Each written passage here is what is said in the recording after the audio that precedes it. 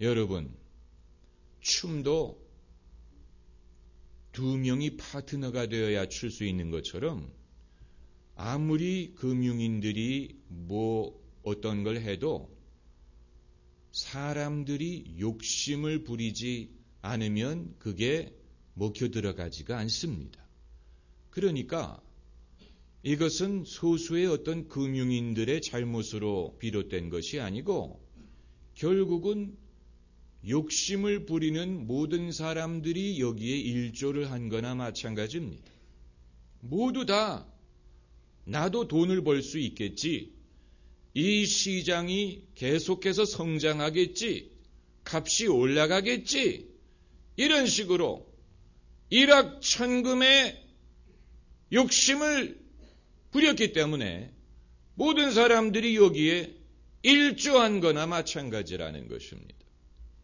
예수님은 일찍이 여기에 대해서 경고하셨지요. 삼가 모든 탐심을 물리치라. 너희가 하나님과 재물을 겸하여 섬길 수 없느니라. 아마 성경 말씀 중에 가장 인기가 없는 성경 구절을 꽂으라면 그것일 것입니다. 너희가 하나님과 재물을 겸하여 섬길 수 없느니라. 어느 비즈니스맨의 사무실에도 그 성경 구절을 적어놓은 것을 제가 본 적이 없습니다. 주로 어떤 구절을 적어놓느냐 하면은 하나님은 너에게 재물 얻을 능을 주었음이라 라든가, 구하라 그리하면 주실 것이라든가, 영혼이 잘됨과 같이 범사에 잘되고 강건하기를 원하노라, 이런 구절은 인기가 있지만 낙타가 바늘구멍으로 들어가는 것이 부자가 천국에 들어가는 것보다 쉽다, 이런 구절을 은행에 적어놓은 것 보셨습니까? 없지요? 어느 교회가 11조 봉투에 삼가 모든 탐심을 물리치라, 이런 구절을 적어놨습니까? 그러면 헌금이 줄 것이라고 생각할 것입니다. 그러니까 비극적인 것은 교회도 한 몫을 한다는 얘기입니다. 교회도 세상의 장단을 어느 정도는 맞추려고 하는 것입니다. 세상의 욕심이든 탐욕이든 물욕이든 사람들의 야심이든 이런 것에 어느 정도 교회도 장단을 맞춰주는 법을 배웠습니다. 그래야 교인들의 비위도 맞추고 또 교회의 헌금 수입도 있고 사람들에게 부담을 주지 않고 그러면서 은근슬쩍 복음을 전할 수 있을까? 그런데 아무리 기다려도 성도들의 신앙이 변화되는 것 같지 않은 그 이유는 그런 은근슬쩍 방법이 통하지 않는다는 것입니다.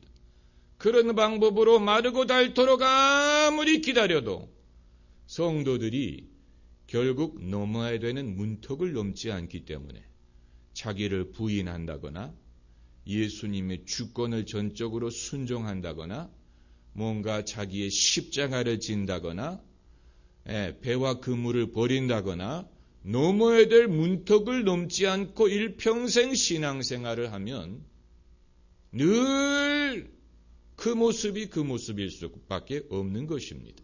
신앙은 그런 식으로 은근슬쩍 자라날 수 있는 것이 아닙니다. 결국은 넘어야 될 문턱을 넘어야 됩니다.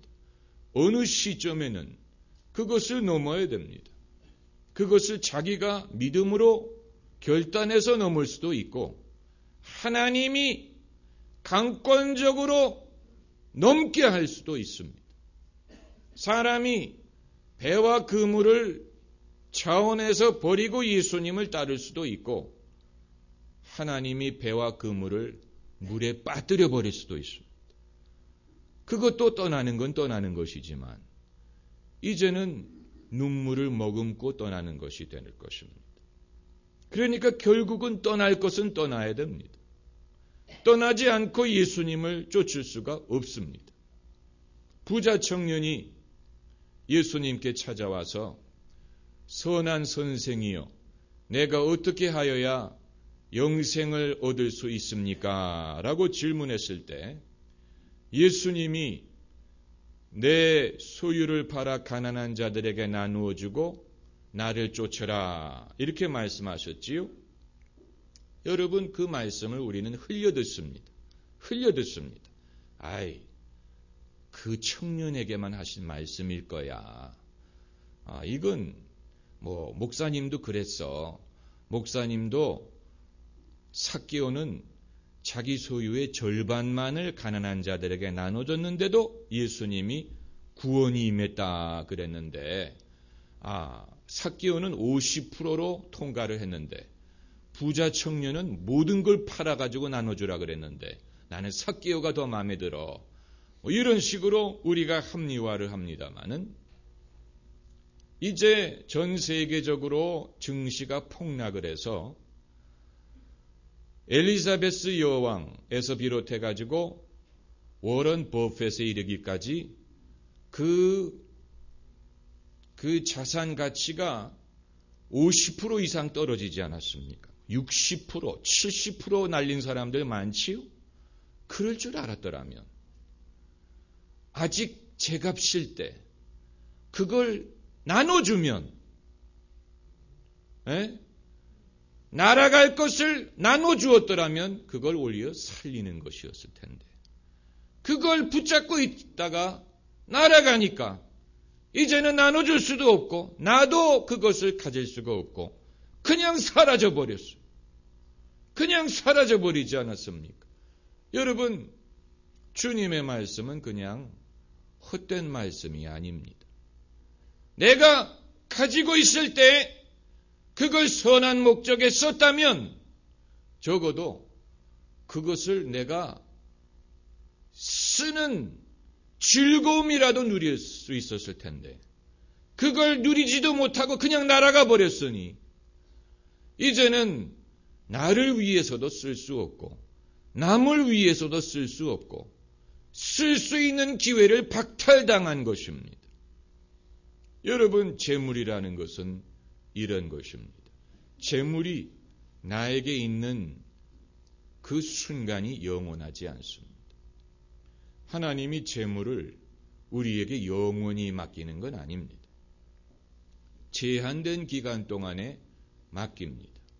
마치 무엇과 같으냐면 대통령의 임기가 5년인 것처럼 임기라는 것이 있죠. 그 제한된 기간 동안에 대통령으로서의 소임을 맡는 것처럼 인생의 지위든 명예든 재물이든 영광이든 젊음이든 건강이든 기회든 제한된 기간 동안에 하나님이 우리에게 맡기시는 것입니다. 제한된 기간 동안. 그렇기 때문에 내가 영원히 이것을 소유할 것처럼 생각하는 사람은 큰 실수하는 것입니다. 그렇지 않습니다. 건강도 영원한 것이 아니고 젊음도 우리의 인생도 영원한 것이 아니고 젊었을 때는 저도 머리숱이 많았습니다. 머리숱이 하도 많아가지고 머리를 파마를 할 때도 있었고 가운데 가르마를 탈 때도 있었고 별의별 여유를 부렸는데 요즘은 머리를 빗을 때도 조심해서 빗습니다.